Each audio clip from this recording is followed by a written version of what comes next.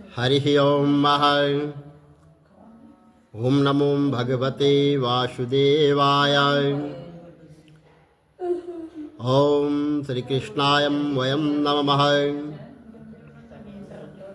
कस्तूरी कुंडल तिलक लाटपटले वक्षस्थले कौस्तुभं नासाग्रे वरमोक्तितं करतले वेणुकरे कंकणं शरवांगे हरिचंदनं सुल्लितं कंठे च मुक्तावली गोपास्त्रो परवेष्टतो विजयते गोपाल चूड़ामणि। विष्णु भगवान की जय, शंकर भगवान की जय, माघ मातम की जय, सनातन धर्म की जय।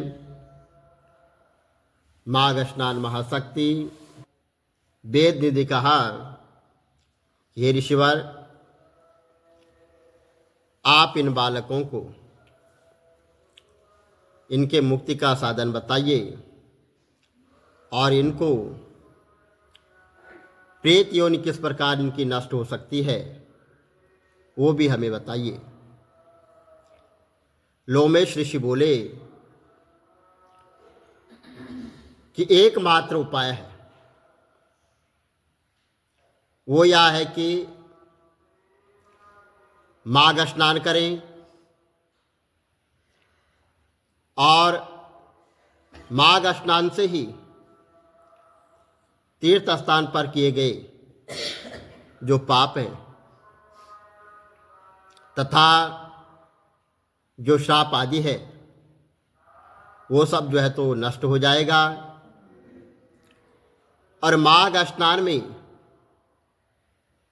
महान शक्ति यह है कि ये जो पवित्र महीना माघ का चल रहा है, इससे निश्चय ही जो है समस्त पापों का नाश हो जाता है। और विशेषतर यह है कि प्रयाग संगम में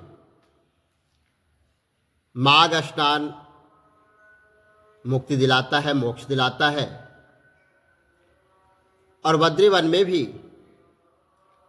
माघ स्नान से मोक्ष की प्राप्ति होती है। नर्मदा में माघ स्नान करने से पाप व दुखों का नाश होता है तथा वह शिवलोक को प्राप्त हो जाता है जो बद्रीवन में माघ मास में स्नान करता है। यमुना में किया गया माघ स्नान पाप मुक्त करके सूर्यलोक में पहुंचाता है। और श्री गंगा जी का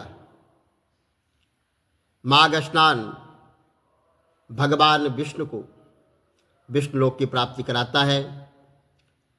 और सबसे श्रेष्ठ साधन यह है कि तृप्ति सरयू गंडक सिंधु चंद्रभागा कौशिकी गोदाम्बरी भीमपयोषणा कृष्ण वाणिका कावेरी तुंगभद्रा आदि समुद्र में मिलने वाली और दुनिया में स्नान करने वाला पाप से मुक्ति पाकर जो वो सीधा जो है वैकुंठ लोक को प्राप्त हो जाता है। कुरुक्षेत्र में स्नान करने वाला इंद्रलोक को प्राप्त होता है तथा देव सरोवर में स्नान करने वाला वो उत्तम फल का भागी बनता है। हे ब्राह्मण, प्रत्येक नदी में स्नान करने का फल अति उत्तम बताया गया है। इस स्नान से देवताओं की देह जो है वो प्राप्त हो जाती है। गौमती में स्नान करने से मोक्ष की प्राप्ति होती है तथा हेमकुंड महाकाल ओंकार परमेश्वर नीलकंठ समुद्र आदि में स्नान से स्वर्गलोक की प्राप्ति होती है। माघ मास में नदियों के संगम पर स्नान करने से अति पुण्य जो है तो फल प्राप्त होता है, लाभ होता है। और प्रयागराज में उसके संगम पर स्नान करने से वह सबसे जो है पुण्य का काम बताया गया है, और वह पुण्य के भागी बनते हैं जो प्रयागराज के संगम पर स्नान करते हैं।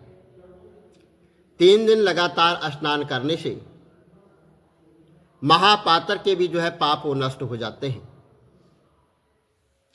तथा उन्हें सकल संपदा प्राप्त होती है तथा राजस्व यज्ञ के समान वे फल की प्राप्ति करते हैं।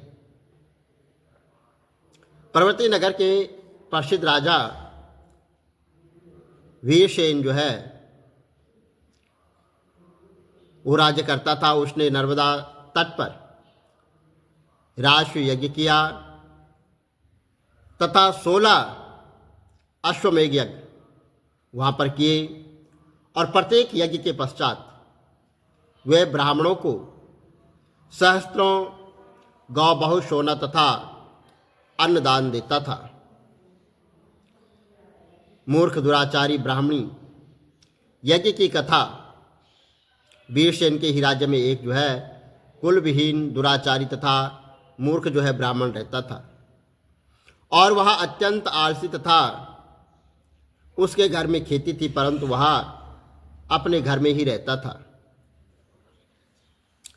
एक दिवस यानी एक दिन क्रोध से उसके भाइयों ने उसको घर से निकाल दिया। भाग्यवश जो है वह घूमता फिरता प्रयागराज पहुंच गया,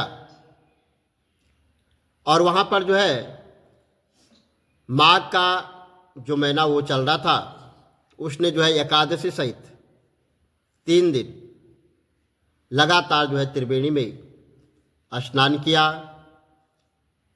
तदंतर उसके तमाम जितने भी पाप थे वे सब नष्ट हो गए हैं, और वह जैसे घर लौटा तथा उसकी गणना उत्तम ब्राह्मणों में होने लग गई। देवयोग से राजा वीरसेन तथा भद्रक ब्राह्मण की मृत्यु एक ही समय हुई, और लोमेश ऋषि बोले कि मैंने स्वयं उनकी गति स्वर्ग में देखी है। मैं तुम्हें इस संदर्भ में एक और पुरातन जो है जो इतिहास है वो मैं तुम्हें बताता हूँ। इसके सुनने से 50 योनि में स्थित तुम्हारे पुत्र तथा गंधर्व कन्याओं का वो जो है तो अत्यंत लाभ होगा, और वेद निधि मैं तुम्हें देवदूति नामक वैष्णव ब्राह्मण की कथा सुनाता हूँ। लोमेश ऋषि बोले कि देवदूति एक महान ऋषि था। उसका आश्रम सरस्वती के निकट अति सुंदर स्थान पर वहाँ पर स्थित था। उस आश्रम के चारों ओर अनेकानेक फल फूल वाले वृक्ष वहाँ पर लगे हुए थे, और चारों ओर सुंदर जो है तालाब कुएं आदि थे, जिसके चारों ओर सुंदर पंछी वहाँ पर विचरण करते थे। आश्रम का वातावरण अत्यंत शांत तथा स्वर्ग तुल्य था। देवदूति का जन्म के समय उसके पिता ने भगवान विष्णु की उग्र तपस्या की थी तथा विष्णु भगवान के आशीर्वाद से ही देवदूति का जन्म हुआ था। और देवदूति अत्यंत श्रेष्ठ ब्राह्मण तथा महान तपस्वी था। वह सर्दी गर्मी तथा बरसात में भी कठिन से कठिन तपस्या निरंतर किया करता था। उसको तपस्या के मध्य भूख भी नहीं लगती। कभी कभी टूटे हुए जो गिरे हुए फल थे उनको बीन कर लाता, और लगातार तपस्या के कारण उसका शरीर इतना दुर्बल हो गया था। इस प्रकार जो है वो अनेकानेक वर्ष वहाँ पर बीत गए, और वो हर मास हरि चरणों में, भगवान विष्णु के चरणों में उनकी भक्ति में लीन रहता था। वेद मंत्रों का श्राप और उनके कारण निरंतर वो पाठ करता रहता, और श्रद्धा सहित भगवान विष्णु के चरणों में सहस्त्रों सुगंधित सुंदर पुष्प फूल जो है वो अर्पित करता। एक दिवस जब वह निरंतर तपस्या कर रहा था और भक्ति में लीन था, तो स्वयं जो है भगवान विष्णु उसके सम्मुख प्रकट हो गए। तो भगवान विष्णु ने अति प्रेम और उस ब्राह्मण के सर पर प्रेम पूर्वक हाथ फेरा। तो ब्राह्मण ने आंखें खोली तो आश्चर्यचकित रह गया। वह स्वयं जो है भगवान विष्णु उसको वहां पर आशीर्वाद दे रहे थे। ब्राह्मण के नेत्रों से प्रसन्नता के आंसू जो है वो बहने लग गए। वह हर्ष विभोर हो उठा तथा विष्णु भगवान के चरणों में गिर पड़ा। भगवान ने अति प्रसन्न होकर कहा कि हे देवदूती, तुम मेरे जो है अत्यंत परम भक्त हो, और मैं तुम्हारी इस तपस्या से अत्यंत प्रसन्न हूं। मुझसे जो चाहो वर मांग लो। तो देवदूती ब्राह्मण वहां पर प्रसन्नता के कारण पागल सा हो गया और खड़ा उठकर बोला कि हे प्रभु, मेरा तो जीवन सफल हो गया है। मुझे आपके दर्शन प्राप्त हो गए हैं, तो मुझे सब कुछ मिल गया है। यदि मुझे आप वर देना ही है तो मुझे अपनी अचल भक्ति का वरदान प्रदान करो। तो भगवान विष्णु ने तथास्तु कहा और कहा कि ऐसा ही होगा। कहकर भगवान वहाँ से अंतर्ध्यान हो गए तथा देवदूती नारायण के ध्यान में रह गया। बोलो विष्णु भगवान की जय। श्री कमल नेत्र कटी पीताम्बर अधर मुरली गिरधरम मुकुट कुंडल करलुट किया श्याम रे राधे वरम। श्री कूल यमुना धेनु आगे सकल गोपियन के मन हरम। पीत वस्त्र गरुड़ वाहन चरण सुख नित सागरम। करत कोल कलोल निस्तिन कुंज भवन उजागरम। अजर अमर अडोल निश्चल पुरुषोत्तम अपरापरम। दीननाथ दयाल गिरधर कंस हीना कुशहनम। गल फूल माल विशाल लोचन अधिक सुंदर केशवम। वंशीधर वसुदेव चाय वाली चलो हरि वामनम। जल डूबते गजराकलीनो लंका चे जो रावणम। सप्तदीप नभ खंड 14 भवन कीनो एक पदम। द्रौपदी के लाज राखी कहा लोपमा करम। ननाथ दयाल पूरण करुणमय करुणा करम। कविदात दास विलास निस्तिन्नाम जप नित नागरम। प्रथम गुरु के चरण बंदो यश ज्ञान प्रकाशितम। आदि विष्णु जुगादि ब्रह्मा सेवते शिव शंकरम। श्री कृष्ण केशव कृष्ण केशव कृष्ण यदुपति केशवम। श्री राम रघुवर राम रघुवर राम रघुवर राघवम। श्री राम कृष्ण गोविंद माधव वासुदेव श्री वामनम। मत्स्य कचवाराह नरसिंह पाई रघुपति पावनम। मथुरा में केशव ब्राज गोकुल बाल मुकंद जी। श्री वृंदावन में मदन मोहन गोपीनाथ गोविंद जी। धन्य मथुरा धन्य गोकुल जहाँ श्रीपति अवतारे। धन्य यमुना नीर निर्मल ग्वाल बाल सखावरे। नवनीत नागर कृत निरंतर शिव विचार मन मोहितम। कालादि तट करत्र क्रीडा बाल अद्भुत सुंदरम। ग्वाल बाल सब शक विराज संग राधे भामनी। वंशीवट तट निकट यमुना मूल किटेर सुहावनी। भज राधे विष रघुवंश उत्तम परम राजकुमार जी। सीता के पति भक्तन के गति जगत प्राणी आधार जी।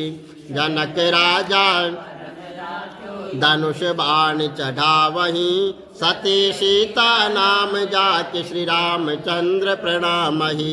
जन्म मथुरा खेल गोकुल नंद के हृदय नंदनम। बाल लीला पतित पावन देव की वसुदेवकम। श्री कृष्ण कलिमल हरण जाके जो भजे हरि चरण को। भक्ति अपनी देव माधव भाव सागर के तरण को। जगन्नाथ जगदीश स्वामी श्री बद्रीनाथ विशंबरम। द्वारिका के नाथ श्रीपति केशवम प्रणावयम। श्री कृष्ण अष्टपद पढ़त निस्तिन विष्णु लोक सगच्छतम। श्री गुरु रामानंद अवतार स्वामी कवि दत्त दास समाप्तवम। श्री कमल नेत्र समाप्तवम। विष्णु भगवान की जय।